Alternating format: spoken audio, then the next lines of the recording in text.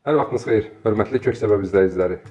Bugün sağlamlıq, əməyin təhlükəsizliyi və ilə bağlı sahədə çalışan mütəxəssislər üçün daha düşünürəm maraqlı olacaq. Sətəm üzrə məsləhətçi və yaxud sətəm üzrə mühəndis və yaxud da sətəm üzrə mütəxəssis, yəni bu titullar bir-birindən nə ilə fərqlənir? Anda sətəm sahəsində çalışan, yəni sətəm mütəxəssisləri üçün təyin olunan məsuliyyətlər var. Gəlinir işə qəbul zamanı, yəni işə götürənlər sətəm vəzifəsinə işçi qəbul edərkən mütəxəssis dərəcəsində axtarış edirlər və iş təcrübəsi tələb olunur. Biliyin yanı sıra bir də iş təcrübəsi tələb olur. Bu təcrübənin tələbindəki mahiyyət nədir? Yəni görünməyən məqamlar nədir? İstəyərdim ki, onu izah edəsiniz.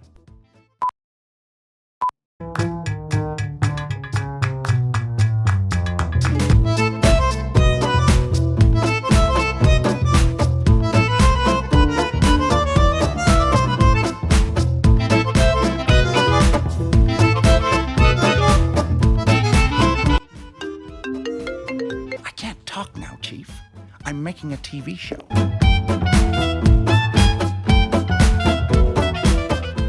Hər vaxtınız xeyir, hörmətli Kök Səbəb izləyiciləri. Bugün pilləli inkişaf yoxsa şans? Hansı yola getməliyik? Bu barədə danışacağıq. Əsas bugünkü mövzu sətəm mütəxəssisləri və sətəm sahəsində, yəni sətəm sağlamlıq, əməyin təhlükəsizliyi və ilə bağlı sahədə çalışan mütəxəssislər üçün daha düşünürəm maraqlı olacaq və bu sahədə işləyənləri həmişə belə suallar maraqlandırılır və mənə də bu suallar çox yönləndirilir. Şəbnəm bugün bu suallardan bəzilərini toplayıb və düşünürəm ki, Şəbnəm xanım, orada daha çox suallar olub. Siz çıxmışsınız biraz o ara. Buyurun, sualları verin. Çox sağ olun, müəllim. Mən də salamlayıram izləyicilərimizi. İlk sualımız belədir ki, sətəm sahəsindəki vəzifə titulları nəyi bildirir? Yəni, adətən bir-birindən bunlar nə ilə fərqlənir? Xüsusilə, məsələn, bildiyiniz kimi, sətəm sahəsində bəzi vəzifələrdə titullar fərqli olur. Məsələn, sətəm üzrə məsləhətçi və yaxud sətəm üzrə mühəndis və yaxud da sətəm üzrə mütəxəssis. Yəni, bu titullar bir-birindən nə ilə fərqlənir? Maraqlıdır. Məndən də soruşurlar bu sualları. Ümumiyyətlə, sətəm məsuliyyətləri qanunvericiliklə tənzimlənən bir şeydir və bir kərə yadda saxlamaq lazımdır ki, hər bir təşkilatda iki qrup insan məsuliyyət daşıyır, yəni hüquqi məsuliyyət daşıyır. Təbii ki, bu təşkilatın qanunvericiliklə, yəni sətəm üçün müəyyən etdiyi, belə deyim, təşkilatlar üçün məsuliyyətlər. Bir, təşkilatın rəhbərliyi, yəni rəhbərliyə kim belə deyək, aiddirsə, artıq orada təsisçi də ola bilər, hüquqi təmsilçi də ola bilər və yaxud da hüquqi təmsilçilər ola bilər. Böyük təşkilatlarda bu birdən də çox ola bilər ki, onların qanunla müəyyən olunmuş hüquqi məsuliyyətləri var və eyni zamanda sətəm sahəsində çalışan, yəni sətəm mütəxəssisləri üçün təyin olunan məsuliyyətlər var. Və burada da təşkilat rəhbərləri, müəssisə rəhbərləri, hüquqi təmsilçi rolunda çıxış edən tərəflərin məsuliyyətləri təbii ki, daha genişdir və Əmək Məcəlləsi və digər qanunvericilik çərçivəsində müəyyən olunur ki, yəni təhlükəsiz iş yeri yaratmaq, işçiləri təlimlərlə təmin etmək, şərait yaratmaq, daha doğrusu fərdi mühafizə vasitələri və s. və ilə axır ki, yəni o tələblər çoxdur. Avadanlıqların təhlükəsiz olmasına və ümumiyyətlə bir sıra bütün yəni o təhlükəsizliklə bağlı arrangementlər, yəni bütün o təşkilatçılıq məsələlərinin hamısının yerinə yetirilməsi üçün hüquqi təmsilçi, yəni rəhbərlik məsuliyyət daşıyır.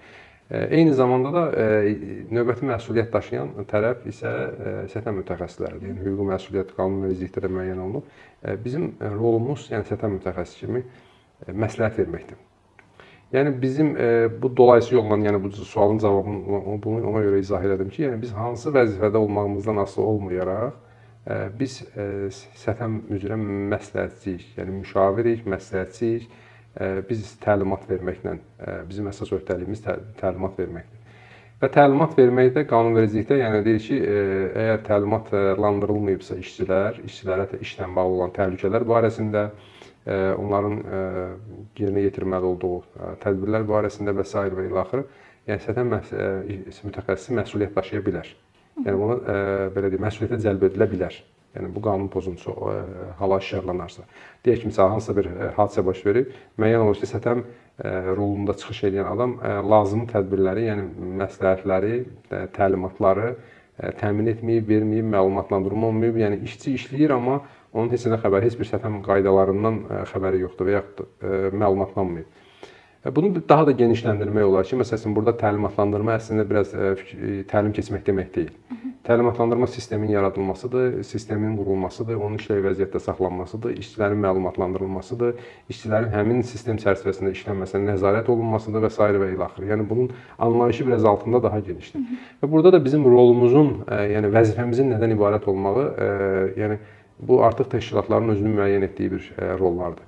Kimisi deyir səthəm məsləhətçisi, kimisi deyir səthəm mühəndisi, kimisi deyir səthəm meneceri, kimisi deyir səthəm direktoru və s. və ilaxır ki, müxtəlif adlarla, titullarla rast gəlmək olar.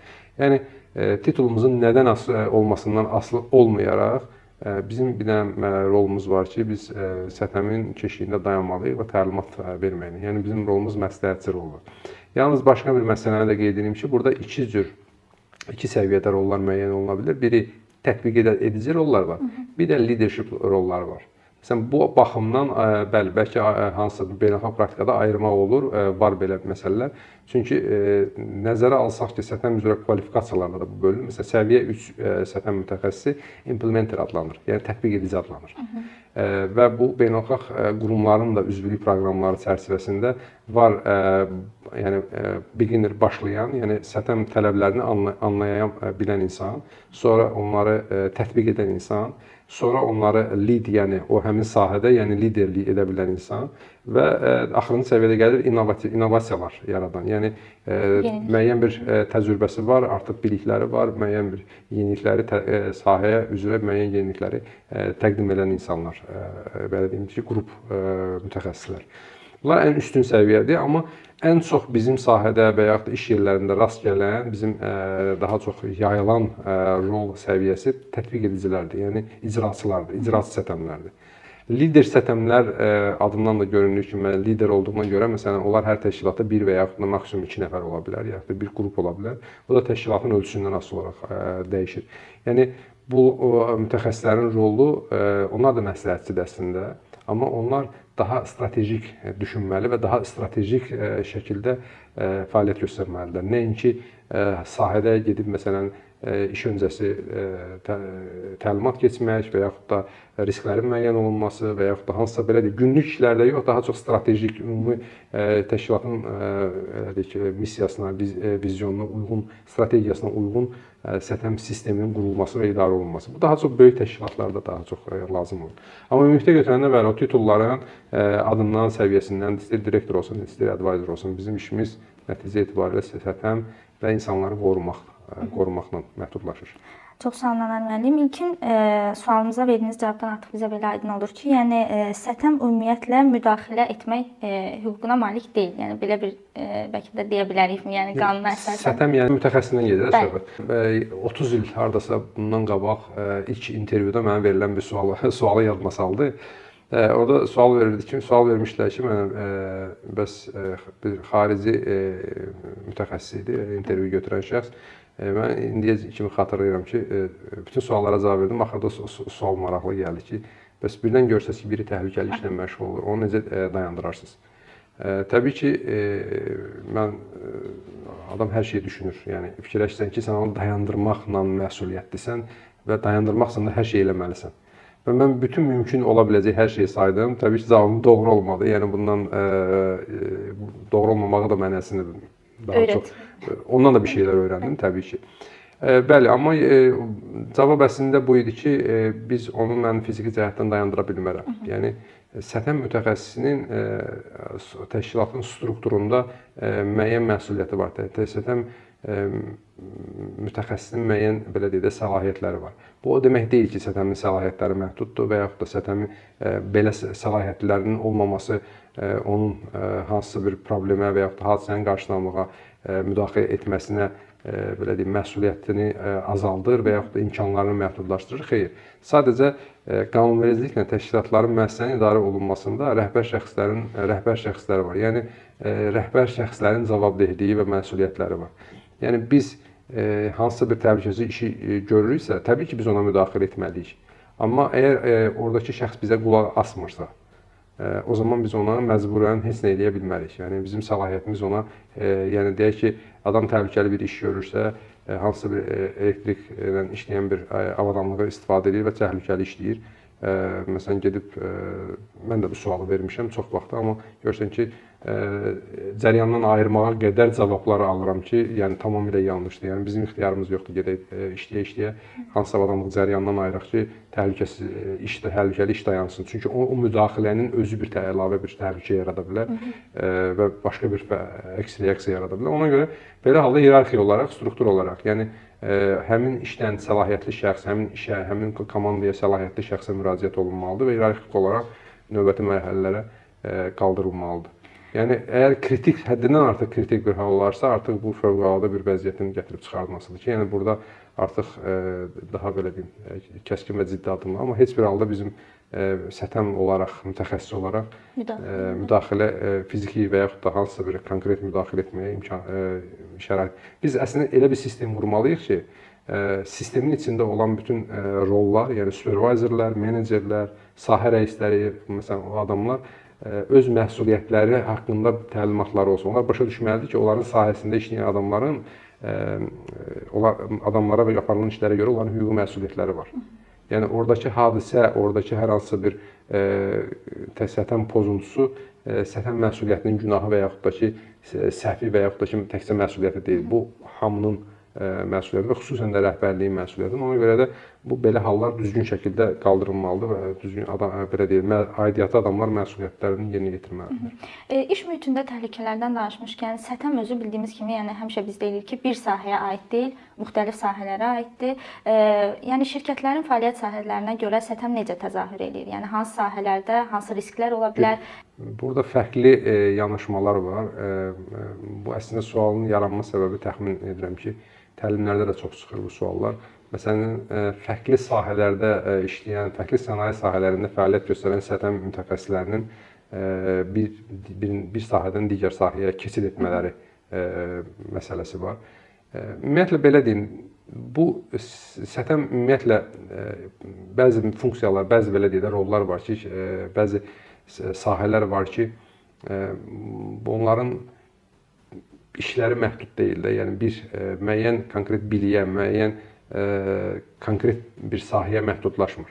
Məsələn, deyə bilmərik ki, sətəmdir bu, daha doğrusu misal deyim öncə, məsələn, sətəmdir, keyfiyyətdir, məsələn, auditor, yoxlama funksiyası yerinə yetirən mütəxəssislərdir, hətta tərcüməçilərdə də var, məsələn, müəyyən şey. Yəni, məşğul olduğun sahəyə, nəzarət etdiyin sahənin haqqında bilməlisən. Yəni, bir sahədə də gör, bizim bir sənaye sahəsində, məsələn, tikintini götürək də, gör, tikintidə nə qədər şey var, məsələn, hündürlük var, ağır texnikalar işləyir, məsələn, texnikalarla, avadanlıqlarla bağlı müəyyən problemlər ola bilər, kimyəvi maddələr var və s. və ilaxır saya bilərik, məsələn, yük qaldırma əməliyyatları var, məsələn, qazma əməliyyatları var, torpaqla görülən işlər var, betonla görülən işlər var, kəskin alətlərlə, məsələn, və yaxud da xüsusi avadanlıqlarla, qaynaq işləri və s. və ilaxır çoxlu şeylər saymaq olar ki, yəni biz heç bir halda onlar qədər o işin nə təhlükələrini, nə də problemlərini bilə bilmərik. Çünki biz qaynaqçı kimi qaynaqçı deyilik. Biz tikinti mütəxəssisi deyilik və yaxud da ki, inşaat mühəndisi deyilik. Yəni, amma bizim işimiz nədir? Bizim işimiz o deyil ki, biz o sahəni gedək inşaat mühəndisi olaq. Bizim işimiz odur ki, inşaat mühəndisinin gördüyü işlərdə hansı təhlükələr var, proses olaraq onu anlamalıyıq. Yəni, girişdən, başından ta ki sonuna qədər. Məsələn, qaynaq prosesinin komponentləri nədir, onu anlamalıyıq. Yəni, qaynaqçı nə iş görür? Metalı qaynaq edir. Yəni, metalın materialı nədir? Karbon metalı. Karbon metal qaynaq prosesində nələr yarana bilər, nə baş verə bilər, nə ilə qaynaq edirik? Elektrodla qaynaq edirik. Yəni, elektrik enerjisindən istifadə edirik. Qaynaq aparatından istifadə edirik. Burada kimyəvi proses baş verir. Nəticədə hansı təhlükələr yarana bilər, nələr çıxa bilər? Bizim işimiz prosesdə yarana biləcək təhlükələrlə bağlıdır. Yəni, bu təhlükələrdə həmin prosesdə yaranan təhlükələr haqqında bilmək bizə müəyyən qədər, bizə həmin sahələri əhatə etməyə tam imkan verir. Yəni, əgər yük qaldırmanı biz özümüz yerinə yetirə bilməsək də, amma o sahədə baş verəcək şeyləri, təhlükələri biliriksə və biz onları bilməklə həmin təhlükələr və onlardan gələn riskləri qarşısını almaqda daha belə effektiv ola bilərik. Amma bilməyəndə çətinlik yaranır. Yəni, amma eyni zamanda da sənayedən sənayeyə keçid var. Məsələn, qida təhlükəsi sənayesində, qida təhlükəsizliyi və yaxud da kənd təsərrüfatında və yaxud da ki, tikintidə, neft-qaz sahəsində kimya sənayesində. Bunlar hamısı bir-birindən fərqlənən sahələrdir. Məsələn, mən bəzi sənaye sahələrini misal göstərdim. Lakin hamısı bir-birindən ciddi şəkildə fərqlənir və təbii ki, bir sahədən digər sahəyə keçid eləmək o qədər asan məsələ deyil. Bir sahədən digər sahəyə keçid ediriksə, biz həmin sahənin fəaliyyət prosesləri ilə tanış olmalıyıq. Məsələn, neft, qaz sahəsində, boru kəmərləri, naqil belə deyək, çəkilməsi prosesində, tikinti prosesində, yəni buranın təhlükələri də müəyyən qədər oxşar da ola bilər, fərqli də ola bilər. Və yaxud da xüsusi özünə məxsus metodikalar və tələblər ola bilər. Məsələn, bəziləri təhlükə potensialıdır, bəziləri rutin işlər çoxdur.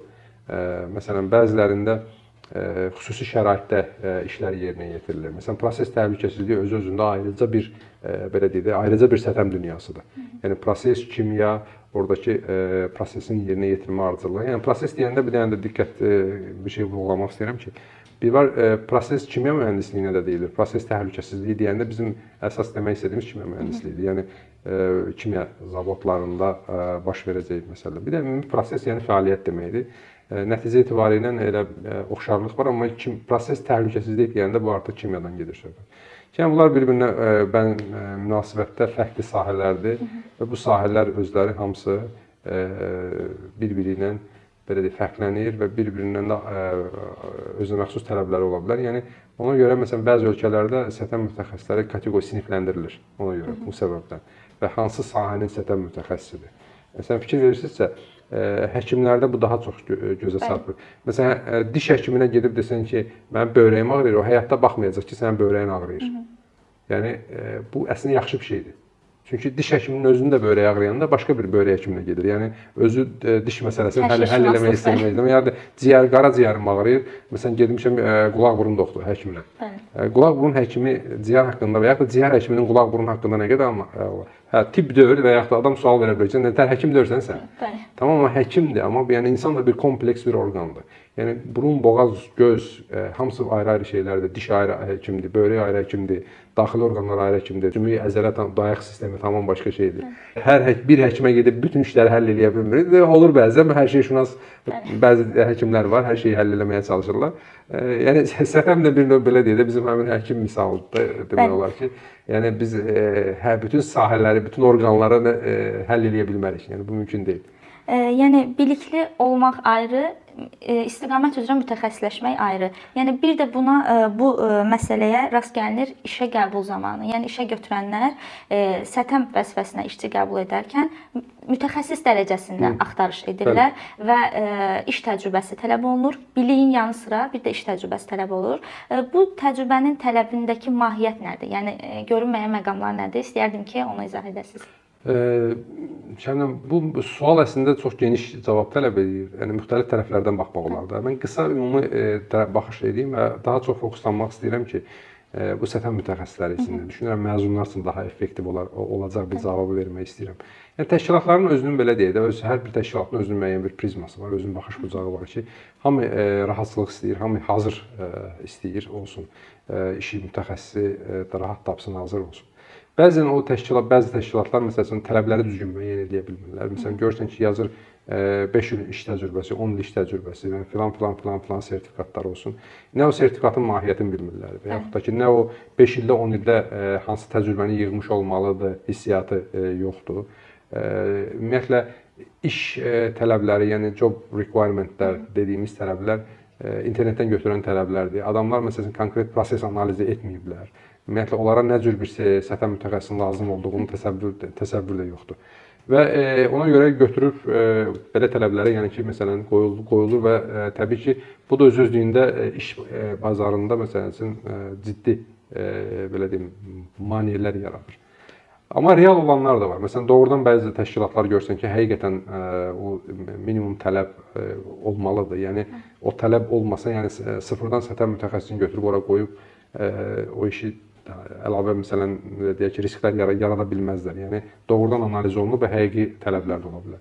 Yəni hər bir halda mən məzunlar və ümumiyyətlə mütəxəssislərə tövsiyəm odur ki, ümumiyyətlə birinci müəyyən etmək lazımdır ki, sən hansı sənaye sahəsinə yatkınsan. Yəni sətəm üzrə olanda da, yəni harda iş olsa yox, harda özünü görürsən, harda təsəvvür edirsən. Onun üçün gərək sənaye sahələri haqqında düzgün və dolğun məlumat əldə etmək lazımdır. Məsələn, kimya nədir, kimya sənayesi nədir, neft çıxarma və yaxud da nəqliyyat, upstreami var, midstreami var, downstreami var.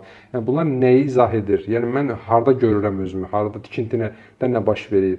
Yəni harda görürüksə və özümüzü o istiqamətdə hazırlamalıyıq və hazırlatmaqla yanaşı da müəyyən təcrübə proqramlarına qoşulmalıyıq. Təcrübə o demək deyil ki, orada 3 il yazılıb. Biz gedib hardasa təcrübə keçəcəyik və yaxud da işləyəcəyik, 3 il əmək kitabçasında staj gətirməliyik.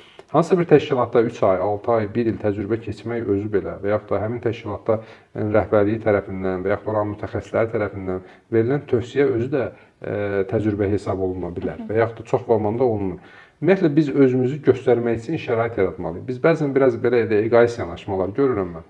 Ki, məsələn, bəzi mütəxəssislər fikirləşir ki, mən institut qurtarmışam, kimsə məni götürməlidir, gəlib maşını mindirib, aparıb hansısa vəzifədə oturtmalıdır. Yəni, çünki mən oxumuşam, diplomum var və bu belə də olmalıdır. Yəni, bu nə vaxtsa, belə deyək, bizim köhnə mentalitet, belə deyək, Sovetlər dönəmindən qalan bir şeydir.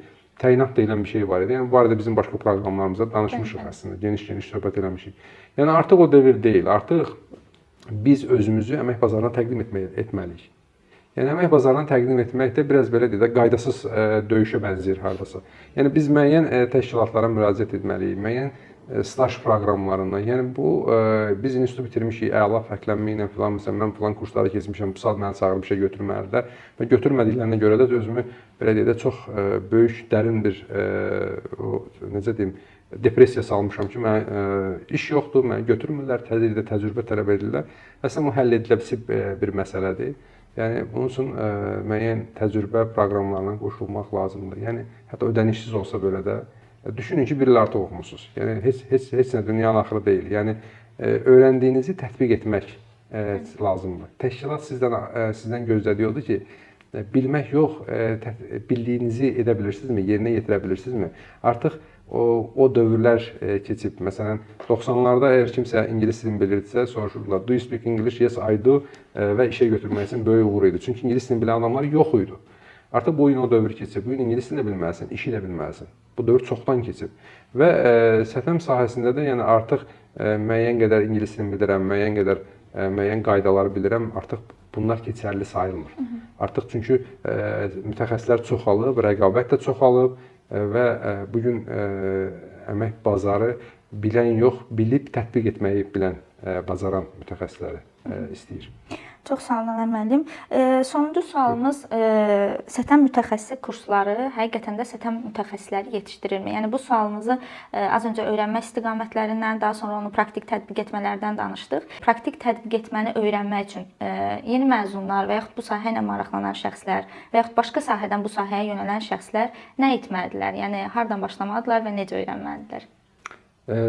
Biraz açığı, bu da sualda geniş, mən maksimum çalışıb qısa cavab verməyə çalışacağım. Vaxtımızın da axırıdır, sonudur. Ümumiyyətlə, siz nəyə bənzəyir? Nəzəri cəhətdən, kimsə eşitmişsiniz VSV sürməyə, nəzəri cəhətdən açdın, baxdın, gördün ki, VSV sürülür, VSV-də necə minmək lazımdır. Bütün, belə deyək, step by step qaydalar yarar. Və yaxud da ki, üzməyi bacarmaq, üzməyi öyrənmək.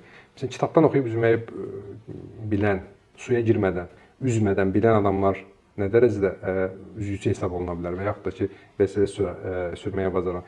Məsələn, həmişə atalar sözü var, yəni, baxmaqla öyrənmək olsaydı, deyir, ən yaxşı qəssab pişik olardı. Yəni, bütün günü ətin necə kəsildiyinə, çünki maraq dairəsi oradadır, yemək istəyir. Amma hər nə qədər də baxsa, məqsədi də başqadır.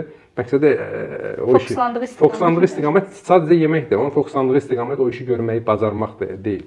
Yəni, biraz bəlkə kobud misal oldu. Yəni, bunun mövzuya belə deyək, yəni, bizim mütəxəssislərlə əlaqəsi yoxdur. Amma yəni, məna baxımından, kontekst baxımından yəni, izah etməyə çalışıram ki, yəni, istənilən peşə, əgər bir şey, fəaliyyət tələb edirsə, orada bacarığa ehtiyac var. Bilik lazımdır. Bilik ilkin informasiyadır. İnformasiya keçməlidir tətbiqə, hərəkətə, fəaliyyəti olmalıdır və fəaliyyətlə nəticə verməlidir. İnformasiyanın varlığı nəticə vermir. İnformasiyanın varlığı kitabda da var. Yəni, hansısa bir kitabın iş gördüyünü görən olub bugünə qədər. Yəni, kitab var, durub rəfdə. Amma kitabı oxuyuruqsa və tətbiq ediriksə, nəticə görəcəyik, yoxsa görməyəcəyik. Ona görə də kurslarla bağlı əslində biraz çox şey danışmaq olar, demək olar. Ümumiyyətlə kurslar bəzi, məsələn belə deyək, qanunvericilik tələbindən məcburi kurslar var, bəziləri inkişaf xarakterlidir.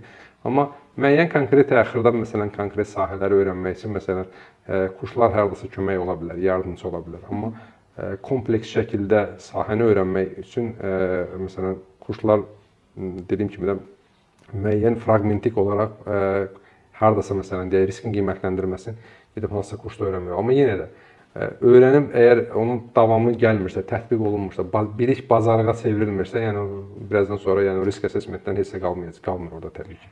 Ona görə də bizdə də məsələn indi əvvəllər olub, məsələn bir çox proqramlarımız olub, məsələn CCS-də biz artıq neçə ildir dəyişmişik bu məsələləri, yəni bu şeyləri ki, o müəyyən bəzi məcburi o belə deyək, qanunvericilik tələb edən kurslarda iştirakçılar dinləyici rolunda gəlib məsələn çıxış edirlər. Bəziləri məsələn tətbiq artıq sahəyə çıxardıb göstərməklə onlar təcrübə, praktik məsələlər. Amma inkişaf xarakterli kurslarda artıq yəni biraz yanaşma dəyişmək lazımdır. Dəyişilib də daha doğrusu.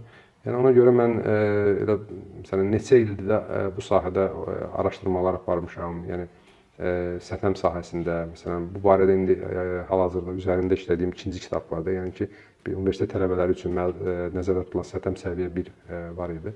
Yəni başlanğıc fundamental səviyyəsi. İkinci səviyyədə daha doğrusu practitioner, adından da göründüyü tətbiq etmək üçün nəzərdə tutulan bir kitabdır. Yəni nəzəri şeyləri necə həyata keçirəcəyik. Yəni və yaxud da nəzəri biliklər olan şeyləri praktik formada izah etmək ki, yəni artıq modeli göstərən adam, belə deyim, modeli oxuyan adam, yəni onun açıq şəkildə başa düşüb tətbiq etməyə hazır olsun cümlə. Yəni suyun içilməsi göstərilmir. Amma bir də var ki, göstərilir ki, məsələn, insanlar qədim zamanlarda deyək ki, məsələn bir stəkandan və yaxud da ona bənzər bir şeylərdən istifadə edirlər, suyu götürürlər. Məsələn, əgər bizim su içmək haqqında təsəvvürümüz yoxdursa və əgər addım-addım onu izah ediriksə, insanda təsəvvür yaranır ki, bir növ siz nəyə bənzəyir? Aldığımız əşyalar və yaxud da oyuncaqlar, elektronik şeylərin içərisindən bazı xəritələr, instruksiyalar çıxır, addım-addım bizə izah edir ki, məsələn, birinci bunu bağlamalısan, sonra bunu bağlamalısan, sonra bunu bağlamalısan və o ardıcıllığa riayət edəndə bundan ötürü heç bir təlimə getmirik də, bundan ötürü öyrənirik və tətbiq edirik. Və o ardıcıllığa riayət edəndə baxırıq ki, aldığımız masanı özümüz yığmışıq, heç bir usta çağırmamışıq, bu barədə öncə bir təcrübəmiz yox idi. Yəni, bəzi bilikləri düzgün təqdim edəndə onlar təcrübəyə rahat çevrilə bilir. Və lazım olanda da mütəxəssislər həmin kitablara, həmin belə deyək, biliklərə müraciət edib yaddaş kimi istifadə edə bilirlər. Yəni, mən bu səbəbdən bu həmin indi üzərində işlədiyim bu kitab inşallah yaxın zamanda çıxacaq. Orada da təxminən bu qaydada riayət etməyə çalışmışam ki, birinci mövzunun məqsədi olsun, ikinci gözlənən nəticələridir, məsələn, mövzu ilə bağlı suallardır. Yəni, bu mövzunu mən niyə oxuyuram? Bugün bizim mütəxəssislərin, ümumiyyətlə, ali məktəblərdə tələbələrin ən böyük problemlərindən biri odur ki, soruşanda ki, bunu niyə oxuyursan, məsələn, hansısa bir fənd keçirlər. Deyək ki, məsələn, tarix keçirlər, misal üçün, və yaxud deyək ki, texniki fənlərə gəlirəm də, deyək, məsələn, mexanika keçir, kimya keçirlər, məsələn. Sual verəndə ki, məsələn, hansı ixtisas oxuyur, deyirsən, standartlaşma, deyirsən ki, məsələn, kimya buradan sənin nə üçün lazımdır? Deyir, bilmirəm, deyir, təyin ediblər, keçirlər. Bilmirəm, bilirsiniz nədir? Bilmirəm odur ki, yəni, mən bunu öyrənməyəcəm. Çünki öyrənmək üçün heç bir səbəbi bilmirəm. Yəni, insanın birinci öyrənmək üçün səbəbi olmalıdır. Və səbəbi olandan sonra, belə deyək də, öyrənmək həvəsi, marağı və qapıları açılır ki, mən bunu oxuyum, buna harada lazım olacaq. Yəni, insan bunun niyə keçirdiyini bilmirsə və harada tətbiq edəcəyini bilmirsə, o tətbiq edəndə ona hansı faydaları verə biləcəyini görə bilmirsə, insan onu niyə oxumalıdır ki, niyə öyrənməlidir ki? Verilişimizin adında olduğu kimi, yəni pilləli inkişafa yatırmalıdır insan öz hədəflərini. Şans yaxşı şeydir. Şans məncə, necə deyirlər, doğru vaxtda doğru işlə məşğul olmaq, doğru yerdə olmaq, doğru mühitdə olmaq, doğru insanların çevrəsində olmaq deməkdir. Şans, yəni göydən hədiyyə gələcəkdə anlamında qəbul olunursa, təəssüf ki, çox böyük kömək olmayacaq. Yəni onu həmişə gözləyəcək və heç vaxt da gəlməyəcək. Çox sağ olun, müəllim. Bugünkü verilişimizdə biz izləyicilərimizə həm öyrənməyi öyrənmək, həm də tətbiq etməyi öyrənmək haqqında belə deyək də bir sualları cavablandırdıq. Suallarımız bitməyib. İnşallah növbəti verilişlərdə davamlı olacaq. Təxmin edirəm, amma gələn dəfə bu qədər sual olsa daha çox vaxtımız gedəcək. Məncə bir hissəsini gələn dəfəyə saxlamağın doğrudan da yeri var. Çünki belə tez-tez keçmək məcburiyyətində qalar, amma bəzi suallar doğrudan geniş izah tələb edə bilir. Belə, çox sağ ol, qəşəng, yaxşı suallardır. Təşəkkür edirəm, hörmətli Köksəbə izləyiciləri. Xudahafiz, gələn dəfə görüşənə qədər.